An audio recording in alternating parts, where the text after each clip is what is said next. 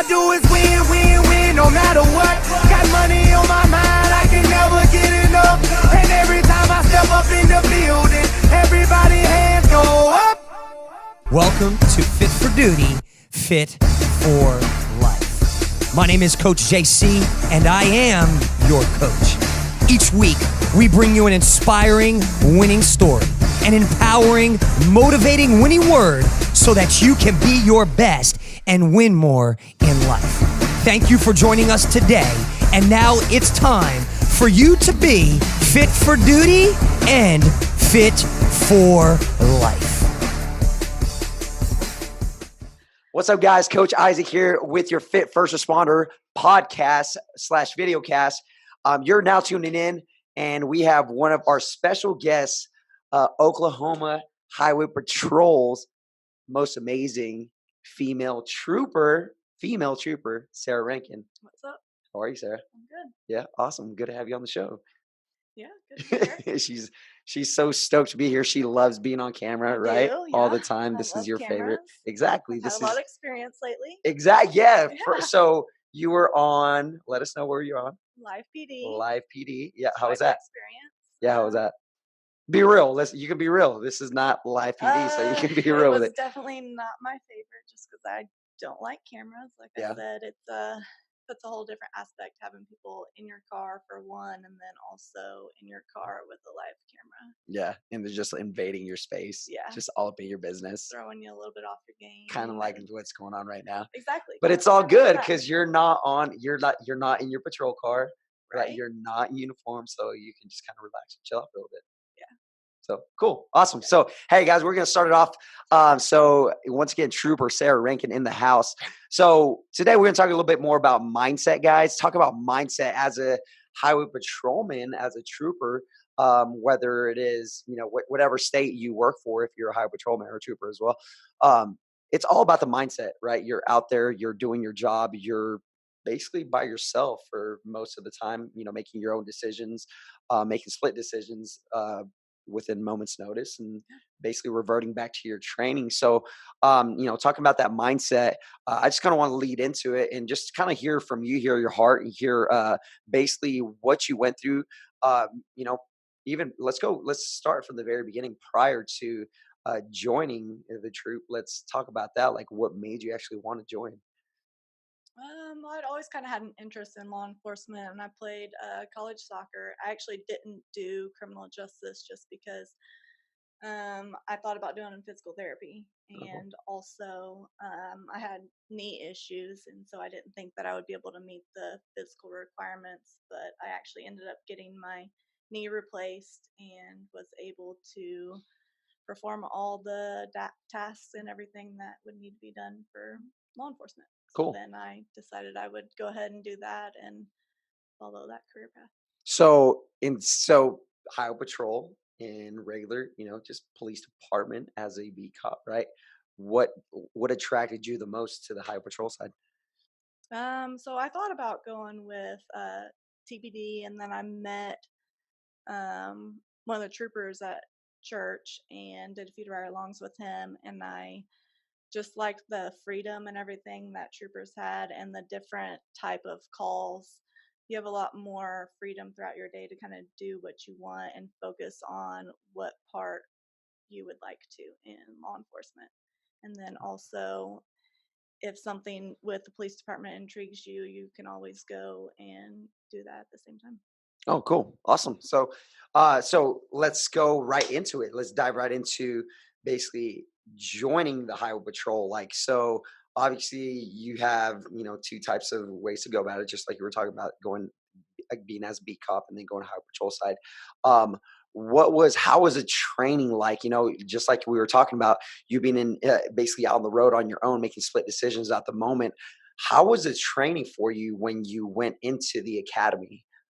So our academy is a 20-week live-in high stress academy, and so it's really physically demanding. Mentally is actually the biggest part of it. I think a lot of people think that the physical aspect is the biggest part of it, and it's not. It's just a contributing factor of overall, and kind of what what the academy is really designed to do is test your mental level and make sure that you're able to handle the stress that being out there on the road is going to give you. So um they do a lot of different things, and I know the first week is definitely the most difficult. It's just very overwhelming Yeah. and getting a feel for what's going on. You're sleep deprived, they're yelling at you, you're physically exhausted, and so all of that combined, it just puts you in a Yeah. stressful Of course. situation. So you Yeah. So if you guys haven't heard, Oklahoma Highway Patrol and just a couple others right around the country are basically the high stress, live in, kind of just really military based uh, academies are out there, and one of the most well respected. Since my father's a high patrolman down in Texas, I heard a lot not only from Texas but a lot from Oklahoma as well. Just the high stress that you guys basically are put under to basically perform the task. Talk about that a little bit more for the people that don't know exactly what you're talking about, really, on the high stress and all that for the academy. so the first week, kind of, I guess I'll go into a little bit more detail on that. So the first week you show up, and obviously you're staying on the third deck, and there's about 6 people to a room and 12 people sharing a bathroom, depending. The guys have 12, the girls, we only had 6 in my patrol school, so 6 of us. They do call outs a lot, and you're sleeping maybe 2-3 hours a night. Wow. And so you're also, the amount of stuff that they're putting on you to learn in a small amount of time, you're just mentally overwhelmed. And I think that that's the biggest part. And I love how we do our academies, because I think the biggest part of being in law enforcement and the most important is being able to handle stress. Mhm. Um, Knowing that in a high stress situation, you're going to be able to still function and be able to push through whatever situation you have. You kind of mentioned before that we work by ourselves most of the time. And so whether it's one person I'm dealing with, 10 people I'm dealing with, we're trained that you need to handle the situation on your own and pretty much handle business. Nobody's coming to help. Yeah. And that's the mentality that we have. And so just deal with whatever you have, push through, and never quit. Yeah, that's what it's all about. That's really awesome to hear that. So let's say, somebody's training to training for the academy, training to apply with you guys.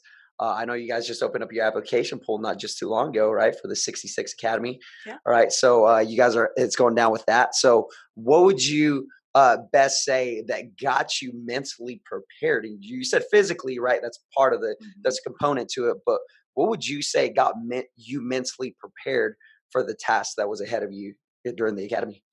I think that talking with troopers and kind of getting an idea of how it's going to happen, and then just like I said, going into the patrol school with the I'm never going to quit. It Mm. doesn't matter what they do to me. Um, Never stopping mentality. Yeah. That is the best way to go into it. Also, being physically fit is important, because if you're not, then that just compounds along with More the stress on top. stress. Yeah, most definitely. Most Yeah. definitely. So, being former law enforcement as well, I was the opposite spectrum of what you did. You went through the Highway Patrol Academy. I went through the CLE Academy, which is basically the statewide academy in Ada, Oklahoma. And just from talking to you and doing some ride-alongs with you and some of your basically some of your coworkers, is just hearing kind of the differences and just really seeing really the main component, just like you're talking about, the stress levels that made you who you currently are, and how it trained you to be and how to respond and how to react on duty. What would you say,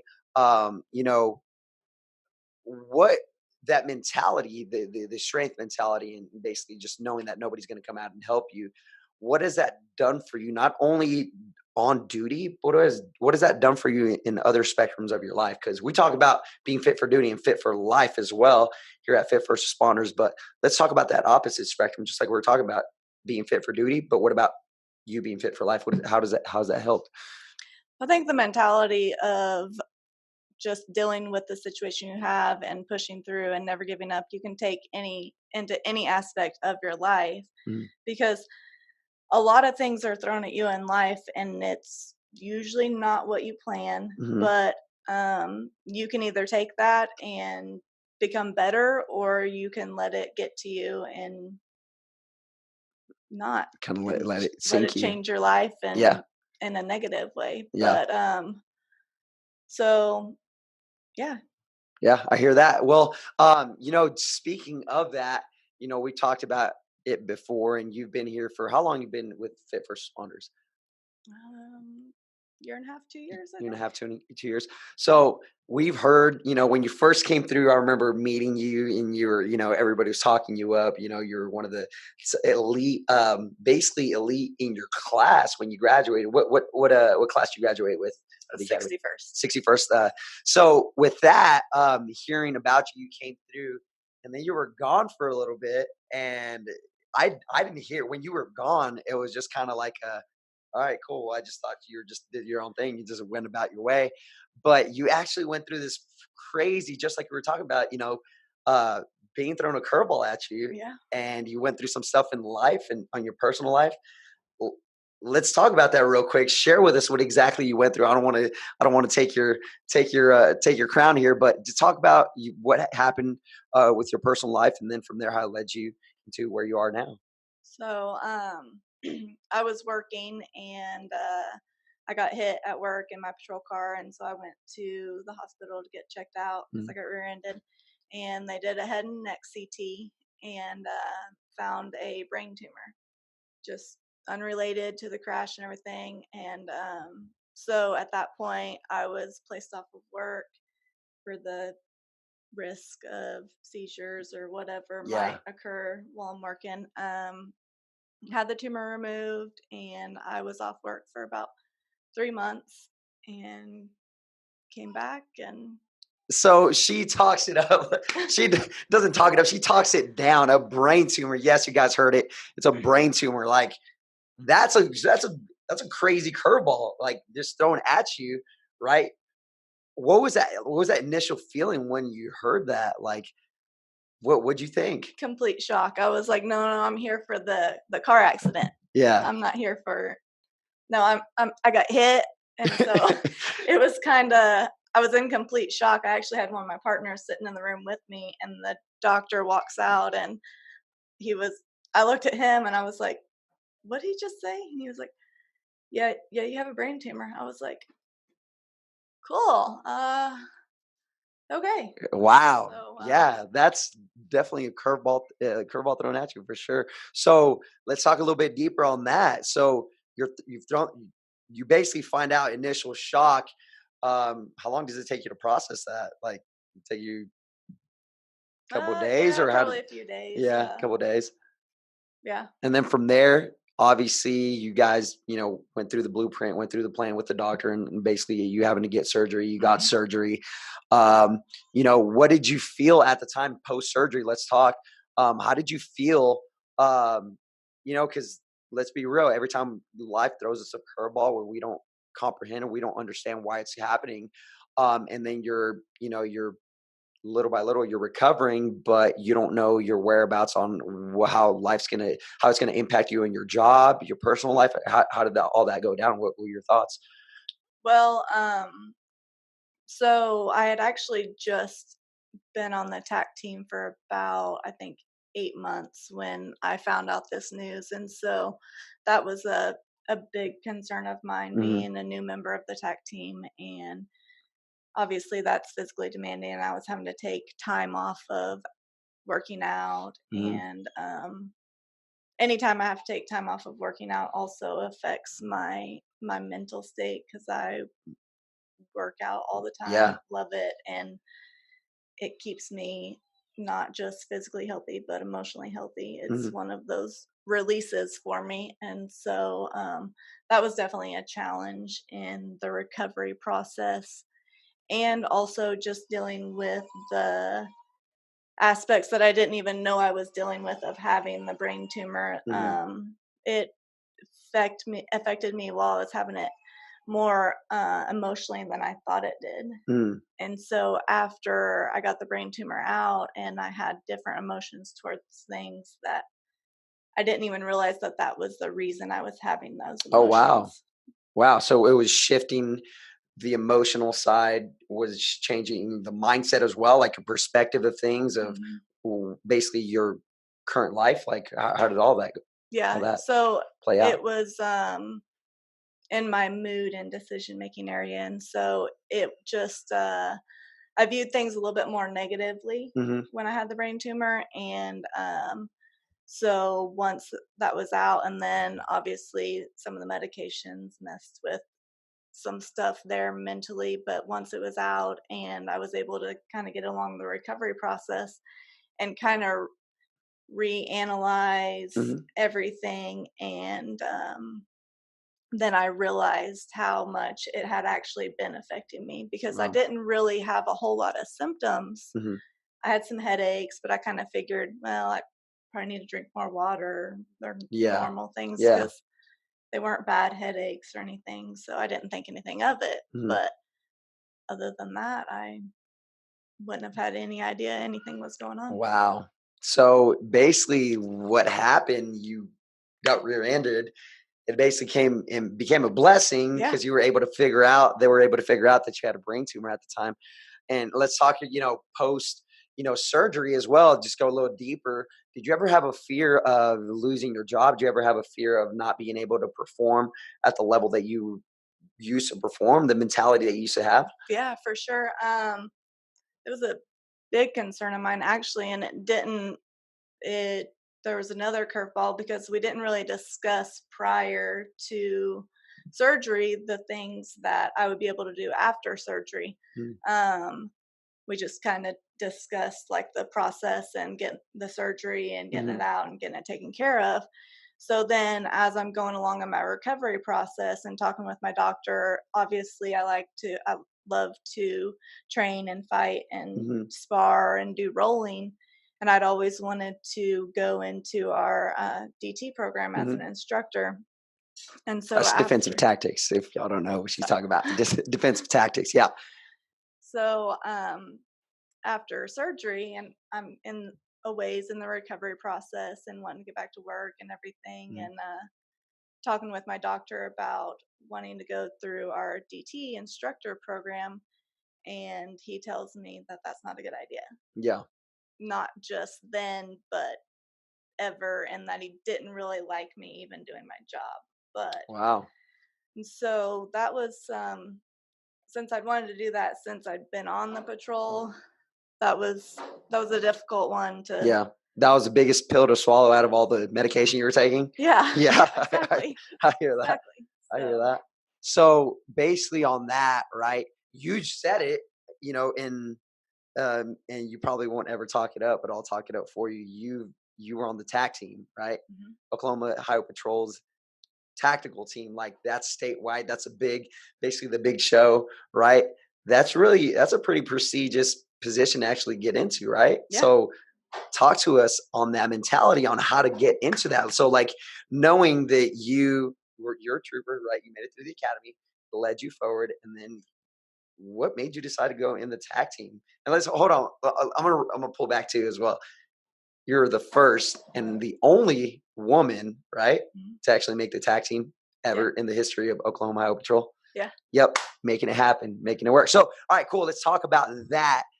How did that happen? Like, talk to us. Well, tech team goes and gets bad guys, and Yeah, that's what I got in law enforcement to do. yeah. And also, the training and everything that the tech team gets is just outstanding. Hmm. And so, obviously, when getting on the tech team, physical requirements again are a big must, Hmm. and they're a step above what it is just to be regular road trooper working the road. Hmm. they demand a little bit more physically, and then also mentally and decision making, and obviously your shooting and everything. But and so I trained for a long time Yeah. with shooting, working out, Yeah. to get ready for that, and tried out. Yep. And you made it. I made it. First female, first woman ever on the Oklahoma Highway Patrol tag team. And let's be real, like you're able to actually show for it, right? You train every day, you make it happen. You're in the gym. You don't give yourself away out. I know for sure that you're one of the few first responders that I definitely can tell. And you show up to my classes. It's a frequent thing. It's an everyday thing that you consistently keep doing over and over and over again. Let's take that back. What would you say basically really propelled you into that type of mental, not only the mentality, but the mental conditioning in order to elevate and just motivate yourself each and every day? And, is there a certain ritual that you have, or there's certain things that you did as a kid, or when you were, a teenager, something that led you to basically just perform at a peak level over and over and over again? Is there something you did? Is there? I think that, well, obviously I stated that I played soccer before, and Mm, so I played soccer competitively, and then also in college in Division 1, and so I think it's just almost like a personal mentality mm, of always wanting to be the best that I can be, yeah, and just pushing to be the best yeah, at whatever I decide to do. I want to do it well and to the best of my ability. And so I think I've always had that mentality growing up, yeah. and in anything that I decided to Mhm. do it well. I got you. So let's talk real quick for maybe you can help any person out there, and let's be real. Let's take it back for a second. You have all these accolades and you've made all these, you've achieved a lot. On the day, let's be real. On the days that you don't feel like training, that you don't feel like you're like doing your job and doing what needs to be done, how do you pep yourself? How do you motivate yourself to get it done? Uh, Usually, I just show up, Yeah. start doing what I need to do, and then once I start, then it's even like in working out. I might not feel like coming to the gym. I'll be like, oh, I'll go and do something. It may not be difficult. I'll take it easy. But then Mhm. once I show up and I get to warming up, and I don't Basically make it an prime the easy, body. yeah, I don't Yep. make it an easy Yep. day. It's just Yeah. I get to work and showing up. Yep.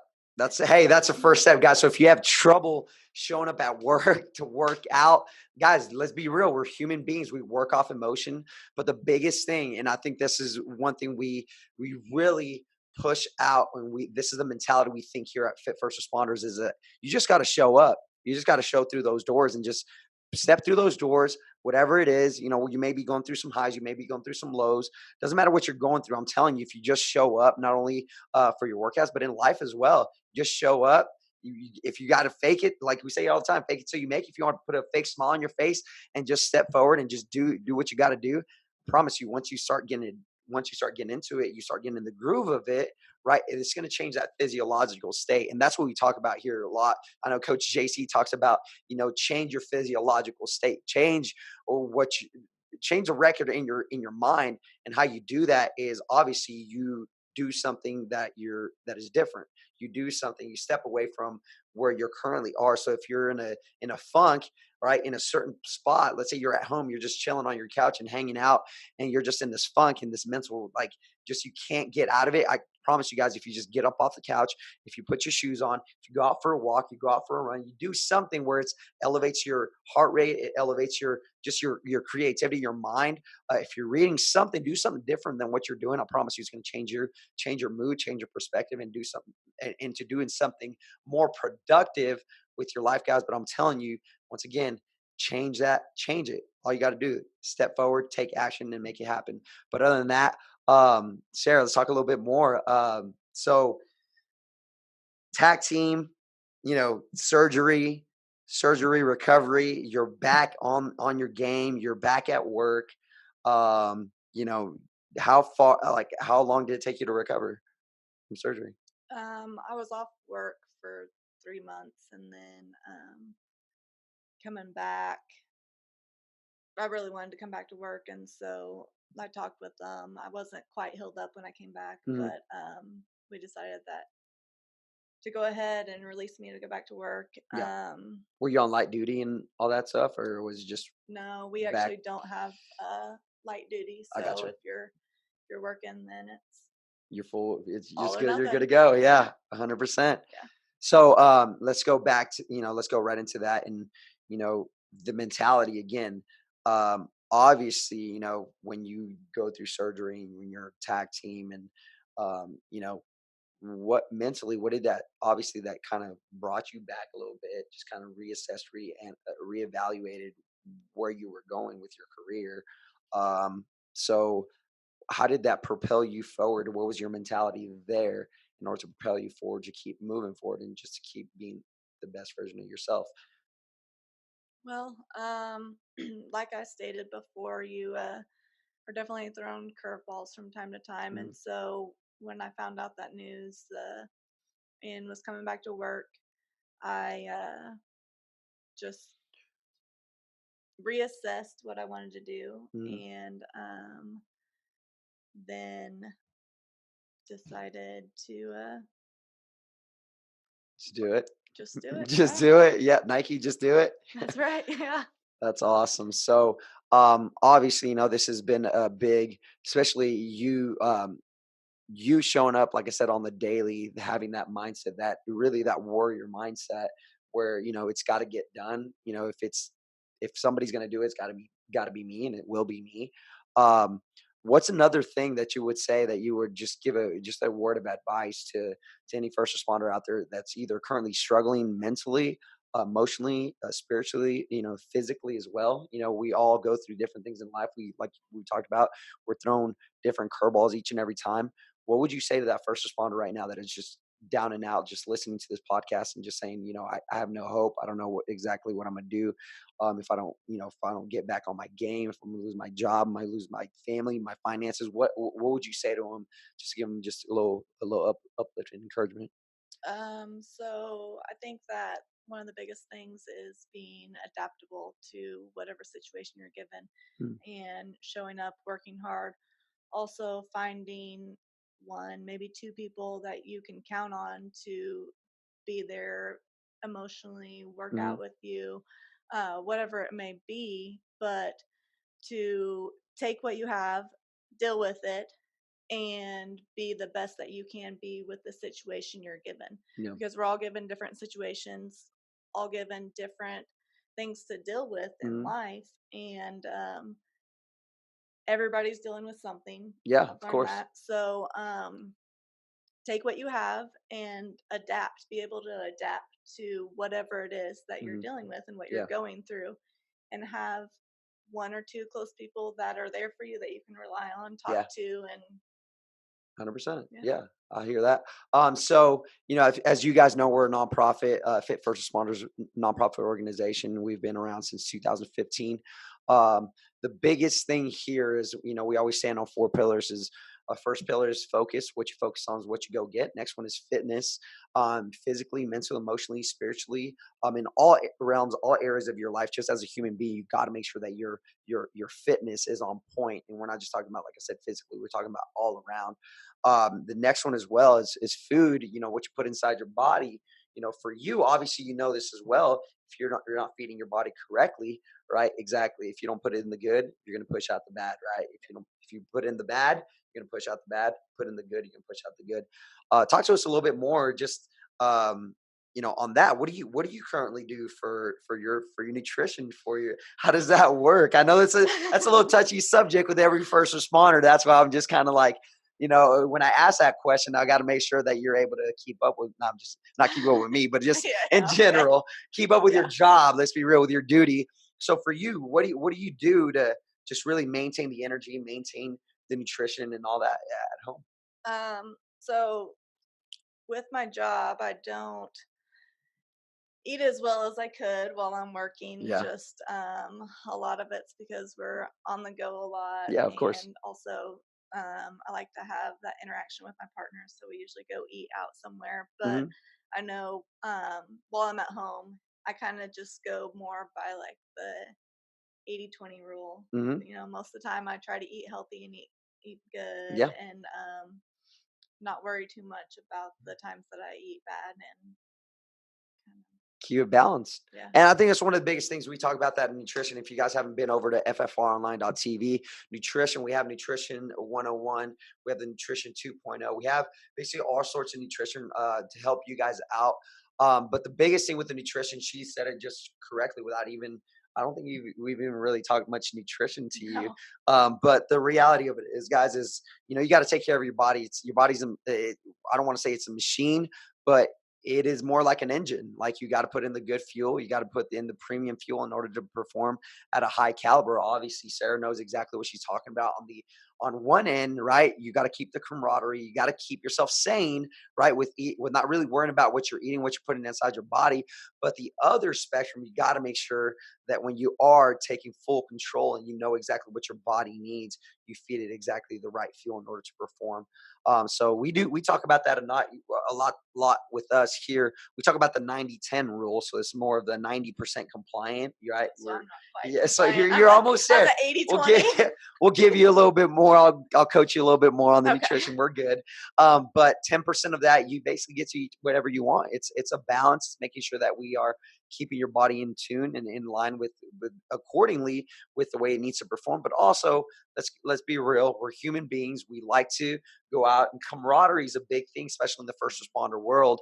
And you need that. You need that camaraderie. You need those people to be around with, not only on duty, but just to do life with as well in general, the people at your gym and stuff like that. So that's going to lead on into the last and final pillar, the family pillar. And we talk about that here a lot. And you're a big proponent of this. Let's just talk about a little bit more detail on what you feel first responders, fit first responders has done for you on a social level. Just like you were saying, you got to find those 2-3 people that you need to be around. And have you found that at Fit First Responder here at the facility? Talk to Yeah, us. I definitely have. Before I even started coming here, I was a lot more isolated and didn't do anything really socially. No, no way. A first responder? No, Yeah. come Yeah, on. I like What, to working out on your own? What? work out Nobody bother me?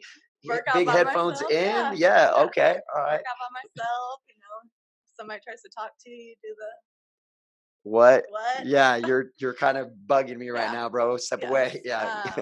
But other than that, I mean, that's kind of what I did before I came here. Is I worked out, and I didn't have a whole lot of interaction with the public a whole lot. That's Hmm. another thing that being in law enforcement does, is you are not the biggest fan of the public, Yeah, of course. and you don't like being around people that don't understand what you go through on a daily basis. Of They don't course. understand the stresses and the what you see.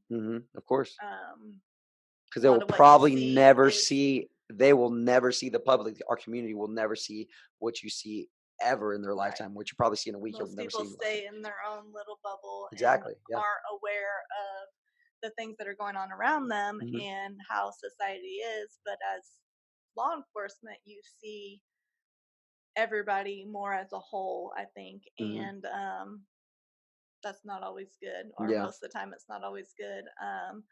In seeing that, because there's a lot of negative out there, Of and course. so So um, let's be real, police officer. You're a problem solver. That's what you do for a living. right. You go out there and you handle business and you take care of problems. Hmm. You fix problems. So yeah, I So definitely hear on that. the flip side, when you go home, you don't want to be dealing with all the More people and the problems. more problems. So you tend to isolate, Yeah, and 100%. so that's what I was doing before I came here. I would go to work, go home, watch some TV, work out, Yeah. um, do it all over again. Yeah. And so, and I still do those things, work out and go to work, Yeah. but at the same time, I've made such good relationships here at the gym that I have somebody I can call if I need to talk. Yeah. Um, I go to dinner, go out, do things socially with friends, and not just, since it's first responder, we have Mhm. like firefighters and IMSA and Yeah. all of those. And so it's not just law enforcement, it also helps me to be better in my interaction with the other agencies, and like the firefighters that I see on the road, I 100%. have a better relationship with Yeah. them, and I have a better understanding of what they need to get done and what Mhm. I need to get done. And So it makes it flow smoother, it does. of course. It makes it flow a lot smoother. Cool. That's awesome. That's actually, that's what we when we first started the program, that's what we'd hear a lot. We see this interaction that, the chiefs were talking about, chiefs of Tulsa Fire Department, or Tulsa Fire Department, and Tulsa Police Department, and the IMSA crew as well. They were saying, wow, we've never seen such a great bond, such a great interaction. Not every interaction is always going to be amazing, but the interactions that you do that they were experiencing more, basically the community was being served a lot better, a lot more efficient, right? Yeah. We saw some crazy numbers, Sarah, when we first did our 25-week challenge. We saw some crazy reductions in basically a lot of the basically on the insurance, the health insurance side. We saw a lot of great things come out of it. Not only weight loss, but we saw a lot of people coming off medications. A lot of people come out from isolation, and I think that's one of the biggest things, guys. Isolation can be very detrimental to your health, right? When you're doing things, when you're in your own mind for such a long time, you start to become depressed. You start to think of yourself as something less than you actually are, guys. And I'm telling you, one of the biggest things is finding that community. And here at Fit First Responders, we've actually created, I want to say we, but honestly, as a collective group of first responders, police officers, firefighters, National Guard, military, medics, we have created this community, this movement, this vibe of first responders coming together and really just being a little bit more open, or a little bit more susceptible to love, because that's really all it is. It's us loving on each other and just being real with each other. And I think just like you were saying, being more open, being more transparent, that just helped you kind of break that shell and really, let's be real, you become jaded as a Yeah. police officer. You become do. jaded in a law enforcement. You become jaded as a first responder, period, because, like, once again, you're dealing with problems.